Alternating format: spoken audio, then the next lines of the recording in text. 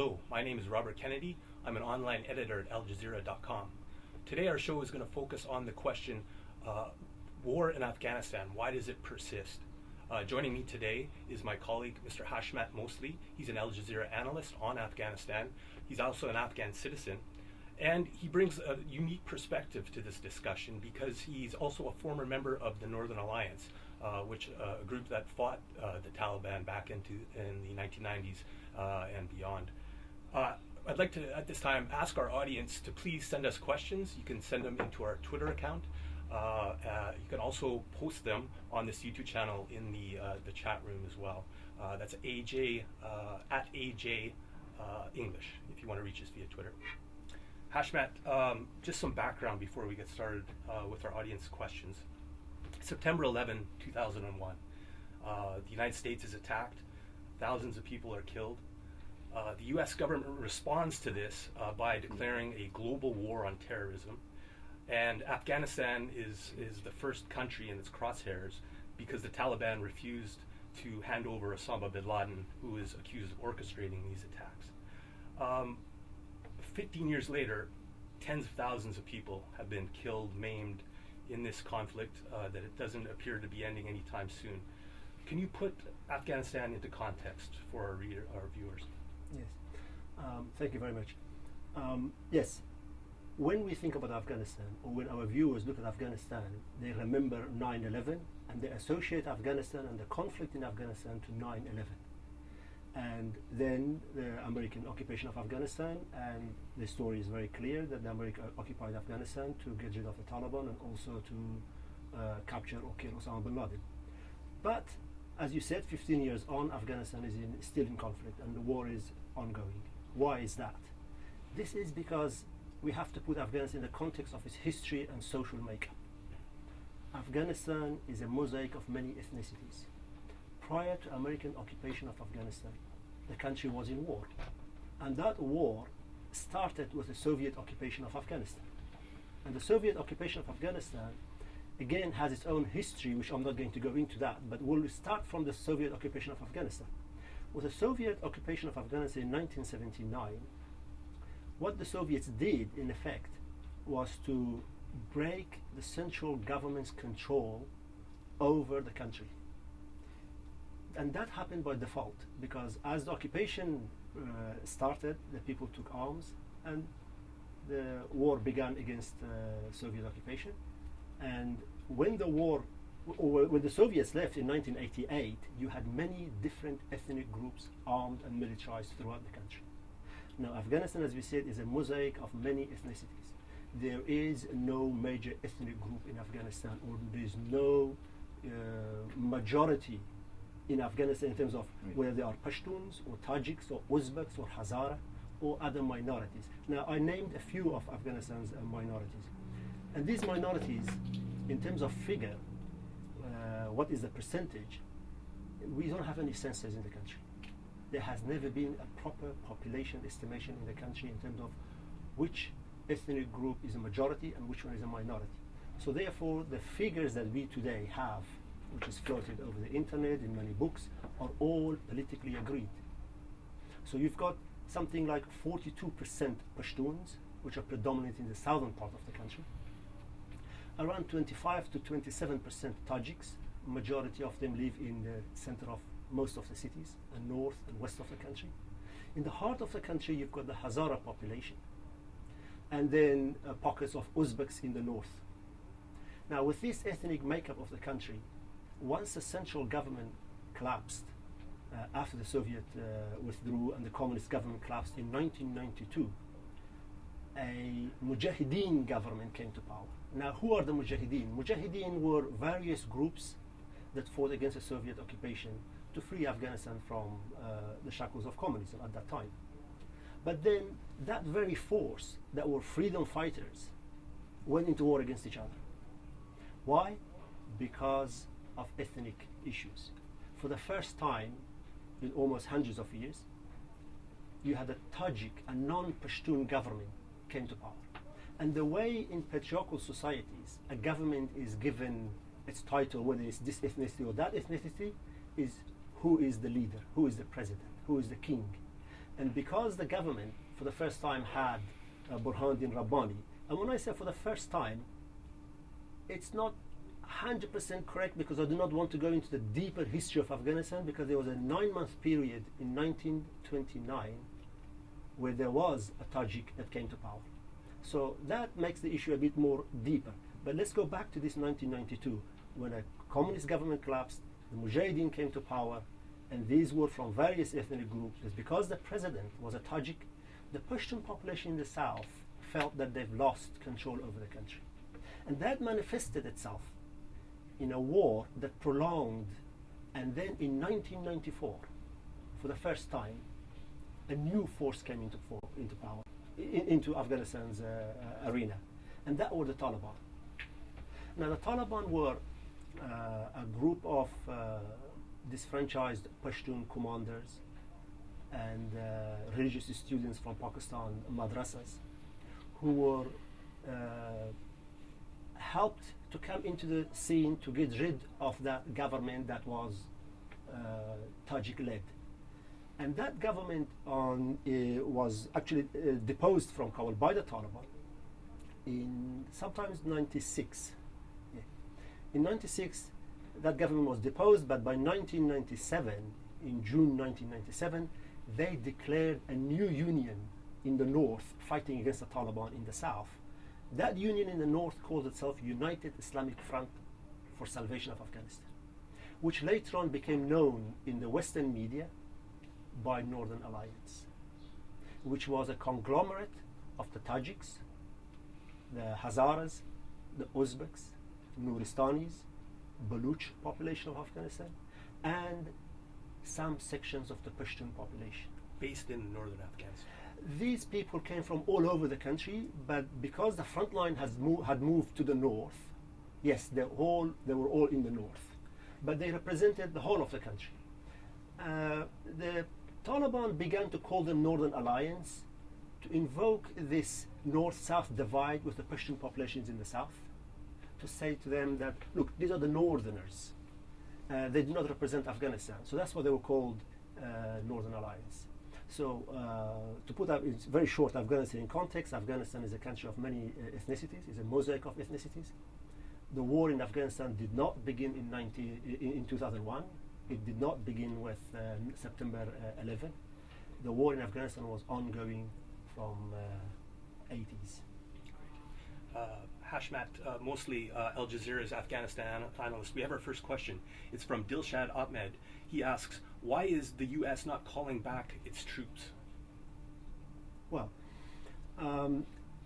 again, before I answer that question, I want to make one point here, that the narrative that I'm going to give to you today is one that is rarely heard in mainstream media or rarely has been written about.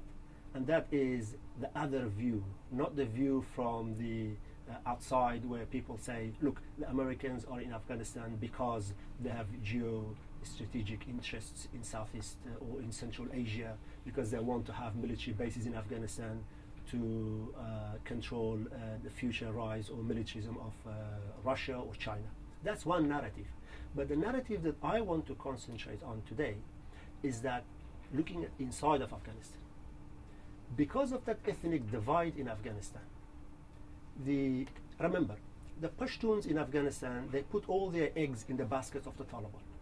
They united around Taliban to get rid of what they regarded as their opponents, the Tajiks.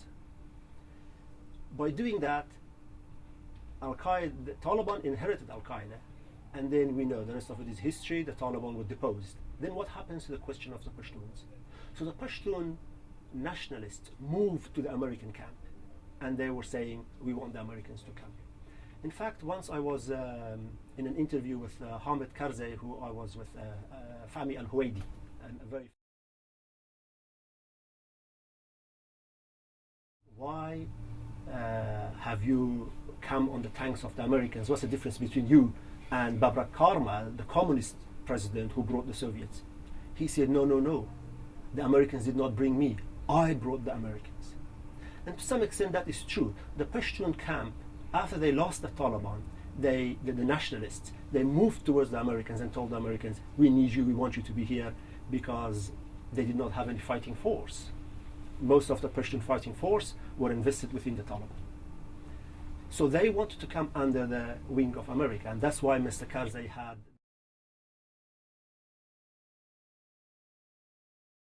yet they claim to be the major minority in the country. So the Pashtuns wanted the Americans to stay because they want to use the Americans to rebuild their military capability, while the Americans can act as a buffer zone against Northern Alliance. And they began by antagonizing Northern Alliance, calling them warlords and keeping them on the back hill. Then the Northern Alliance looks at this situation and they say, wait a minute, if we are to ask the Americans to leave, the Taliban are going to be backed by the Pakistanis, and they're going to be bounced back, and they're going to come at us again. So we want the Americans to stay. So in that scenario, you've got the Americans sitting between two major ethnic groups in Afghanistan, trying to stop an ethnic cleansing or war. Now, this is not a justification for the Americans to be there, because that what I'm saying does not mean that the whole of Afghanistan is so much divided. The main political powers today are divided along ethnic groups, and ethnicity is the elephant in the room that many do not want to talk about or acknowledge. But that is the sad reality of Afghanistan. Yes, in Afghanistan there are very moderate forces, both within the Pashtun population, within the Tajik population, Uzbek, Hazara, and many other minorities, who are capable of raising a proper, a committed national army to defend the boundaries of what today we call Afghanistan and bring peace to the country. But these people cannot come together because the agenda of politics in Afghanistan today is in the hand of the United States of America. And the United States of America is exerting policies on Afghanistan that are to an imagined reality. That's why they antagonized Northern Alliance, thinking that this is good for Afghanistan, which was not good. They dismantled a very capable fighting force that was very much experienced in the name of warlords. And then they went on to create a new army, which this new army is based on quota. And so tribal leaders put in their men and their loyal men in the army and politicized the military much more than it was before. Hashmat, we have another question there. I'm just going to stop you there. Hashmat Moslih, Al Jazeera's Afghanistan analyst, is with us today discussing why war persists in this country. We have a question here. It's a bit of a shift in what we've been discussing so far. There's a lot of speculation that the U.S. went into Afghanistan for pipeline routes. We have a question, a YouTube question from 7 Okram. He asks, I have a question about energy resources and war. If energy resources are the major reason for many wars? Probably that is, but then why do you want energy? To pursue what policy? To pursue what agenda? I am of the school of thought that I believe all wars are fought on ideology. I don't think that people create an ideology in order to get resources. They want resources because they believe that their philosophy of life should be the agenda for humanity, and for that reason, to mobilize the people, to mobilize your military and industrial complex, you need resources to dominate the world because you have an agenda for all humanity. So I do not agree the idea that the Americans are in Afghanistan because of energy resources, because Afghanistan energy resources in terms of oil is really minuscule compared to what is in Saudi Arabia, in Latin America, in America itself, Australia, Iran, Iraq. So Afghanistan does not even make it on the map of energy resources in the region. Okay, interesting. Yeah. Hashmat Moslih is our Al Jazeera Afghanistan analyst. Another question from Kareem.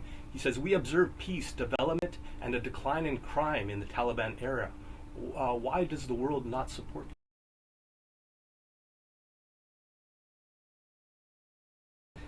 I have covered the Taliban. You mentioned earlier on that I was a member of Northern Alliance. Not as such that I was a member of Northern Alliance, but I worked with Northern Alliance. Yeah. So they did not have membership at the time. So therefore, later on, when I joined Al Jazeera and I went to the southern part of Afghanistan, I worked for Al Jazeera and covered the Taliban side of the war. And I went to the Taliban villages where the Taliban were exacting their law and order. But why the Taliban law order works? Because the Taliban law and order is very much, their interpretation of the Islamic law, the Sharia, is very much influenced by their Pashtun code of life, which is called Pashtun Wali. Now, in Pashtun code of life, for example, if a husband or a male of the family suspect that the female has not been loyal to the honor of the family, then that suspicion is enough to get rid of that woman. Unfortunately, to stone her to death or kill her. Whereas in Islamic law, it says that's not enough. You have to have 4 witnesses who have seen an act of dishonor, which I don't want to go into details of that act. But the Taliban go onto these villages. The moment they have a suspicion of somebody, they will exact that law the way they interpret it, and the community is happy and nobody complains. But once they enter the cities and they go to other ethnic groups, areas, they have a different interpretation of the Islamic law. They don't have a tribal code. The Tajiks don't have a tribal code. They go by either secular law, the ones who are secular, but the majority of them are Islamists, so they believe in Islam, and they want to go by the Sharia law. And so therefore, they object to these very swift, quick, exact of justice on the side of the road because somebody happened to be seen stealing something or that. Somebody in Afghanistan said that one of the Afghan leaders had said that yes, if you want peace and calm, you can also go to the graveyards, and there's peace and calm in those graveyards as well. Where the Taliban are,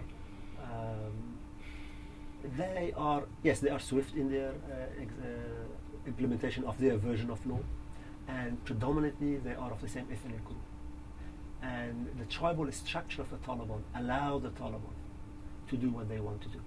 But in the government areas, there's a problem on the side of the government. The government has really a fundamental problem. On the one hand, they want to make the population, which is very conservative, happy. On the other hand, they've got to make their donors happy, who are liberal seculars. And they do not like to fund a government that's going to implement Sharia law, or Sharia means law, or Sharia, Islamic law. So for that reason, the government is between a rock and a hard place. If it executes somebody under the name of Sharia, you will see the human rights organizations would like an investigation whether that law was properly administered or not. If they don't, then you have the scholars and the imams in the mosques are saying the government is not implementing Sharia. Okay, we've got more questions coming in. I'll just stop you there. Hashmat Moslih is Al Jazeera's Afghan analyst, and he used to work with the Northern Alliance back in the 1990s. Feel free to ask him any questions. You can send them to our Twitter account. That's at AJ English, or you can post them also onto the YouTube stream in the chat room. We have a question from Tazib Sheikh, and he asks, do you think peace is possible in Afghanistan? Yes, peace is possible because if peace was not possible, then that would be a very difficult life to live. To think of a world where peace is not possible. But peace needs mechanisms. It does not need only goodwill. Unfortunately, in Afghanistan, always political agreements have been political. They were not agreed on goodwill. Yes, you need goodwill in Afghanistan, and you need to understand the ethnic diversity of Afghanistan. I say that through my contact with many of my countrymen, I believe that, and that's what they say, that they do want unity and diversity. But for a group to come and say, you can only accept my version of national unity, that is the recipe for disaster, recipe for war. So yes, we need diversity, and we need to also be united. But how to be united, as I said, requires mechanisms. So far, the system of having a central government where all the powers are in the hand of the president has not worked. And this is because at the moment the president is a Pashtun, and they would like to control and keep the constitution as it is and dominate Afghanistan's politics. But to bring peace in Afghanistan, if we embrace a decentralized mechanism of governance, then to a great extent we can reduce the conflict in Afghanistan and achieve peace. Again, I'm concentrating on the internal issue of Afghanistan. Yes, for sure, Afghanistan has other problems. At the regional level, the neighboring countries in Afghanistan, they do meddle, they do interfere in the affairs of Afghanistan. There's a large Pashtun population in Pakistan, some 38 million. Whereas in Afghanistan, the Pashtun population in total could be between 12 to 15 million.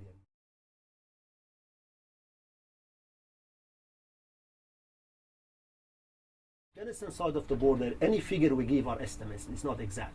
You would have something between 8 to 10 million Tajiks, but then you've got another 8 million in Tajikistan, and you've got 1 or 2 million in Uzbekistan.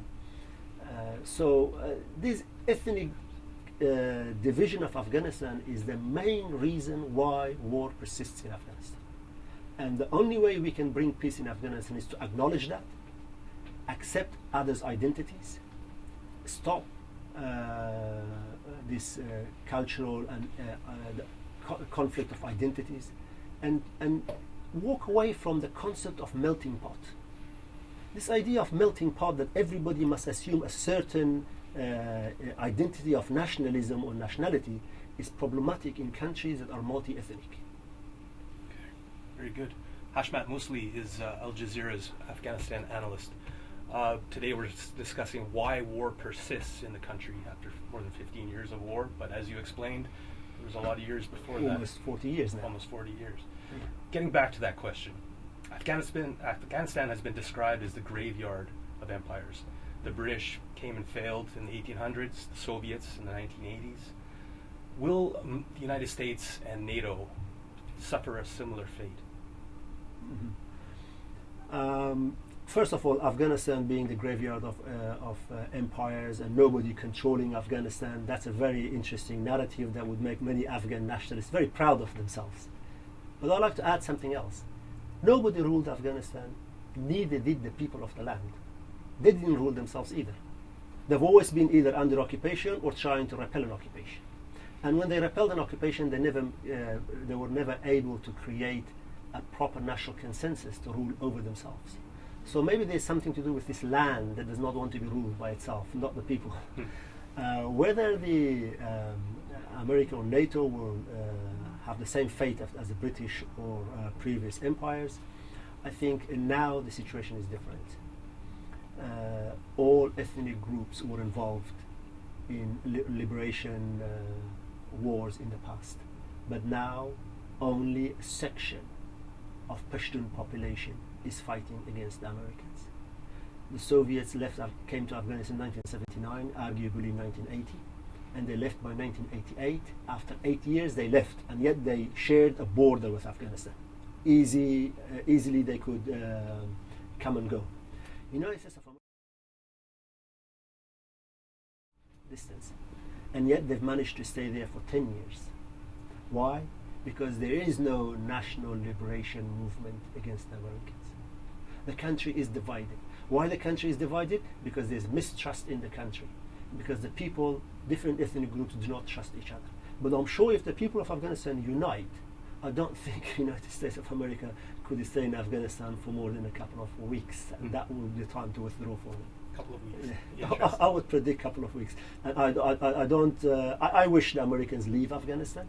I do not think that the Americans stay in Afghanistan is good for Afghanistan, because it postpones Afghanistan's ability to stand on its own feet.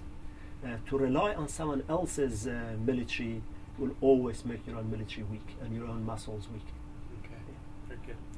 Hashmat Moslih, he's Al Jazeera's Afghanistan analyst. We have one question coming from John Ruda. He asks, can you please comment on Chinese influences regarding Afghanistan? Well, it's interesting. We've never had, in our history of Afghanistan, we never had Chinese influence over Afghanistan's politics. We only share in Wakhan corridor in the north a little finger or thumb that goes towards China. If you look at the map of Afghanistan, it looks like a fist. And that thumb is the Wakhan corridor in the north. And we have only about 80-kilometer border with China. Ironically, the American intervention in Afghanistan. So the American companies or American government has pursued the policy of bringing Chinese companies to develop certain sectors of the economy. And yes, there is a Chinese interest in Afghanistan, but that interest is more to do with coal. Yes, that's one form of energy. At the same time, it's the transit route between Afghanistan and the Middle East and Europe, or these two major hubs, economic what we say blocks in the world are the Chinese have an interest on that, and they are trying to build a railway that would revive the old Silk Road, which the Afghans are anxiously waiting to see that happens. There's a idea in Afghanistan that if we can if we can become a partner at the economic level with the rest of the world, that maybe war will subside and maybe people will see the benefits of the economic benefits of partnership with the rest of the world. But that's not happening very fast. It's happening really, really slow. Because if you don't have security, you cannot come and build infrastructure. Mm-hmm. If you don't have infrastructure, then you have nothing to lose. Mm-hmm. And the war continues. Good. We have one last question here. We're just about out of time. It's from Kay Danish. She says, is Afghanistan a conquered country? Are the people conquered people? Afghanistan a conquered country, or the people are conquered? As I said, the Afghan people never conquered themselves. Mm-hmm. Other nations have conquered themselves, and now that's why they are building things. We have Afghanistan, whether it's conquered or not, I think it depends on which side of the nationalistic fever you stand. I am not a nationalist, and I think that there is how should I say, the political force in Afghanistan, consciousness in Afghanistan, is neither nationalistic and nor is it a class-based consciousness. It's an ethnic-based consciousness, and that is not a recipe to conquer anything. It's a recipe for division. There's nothing wrong with having an identity at the ethnic level. It's good to embrace it. You're from Canada, I'm a Tajik from what is today known Afghanistan. But when people say, no, if you are a Tajik, you must call yourself an Afghan. An Afghan, in other words, to say a Pashtun, because the name Afghanistan means basically Pashtunistan. It's another way of saying Pashtun. And that's a point of contention in the country, because when you want to build a nation state, in whose image are you going to build the country? And that's the dispute in Afghanistan. Is it going to be a Pashtun polar nation or a multipolar nation with many ethnic groups around an ideal? And what's going to be that central ideal that we're going to unite around? Is it going to be Islam?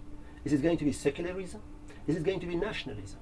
And if it's going to be nationalism, and if you look at all nation states, even modern nation states, when they want to go back to their glory, they go back to a period where the kings were patriarchal, where women did not have rights.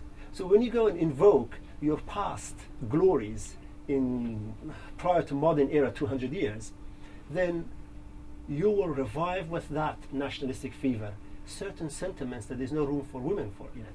And that's where a top of a patriarchal nationalism will develop. And that is at odds with today's modern world. So either way, you will either burn the women or burn each other because you want to go down the path of nationalism. The word nationalism is not really defined, and nation building in Afghanistan has many challenges to come.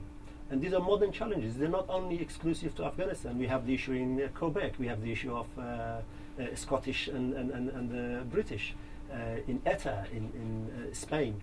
All over the world, we have the issue of identity.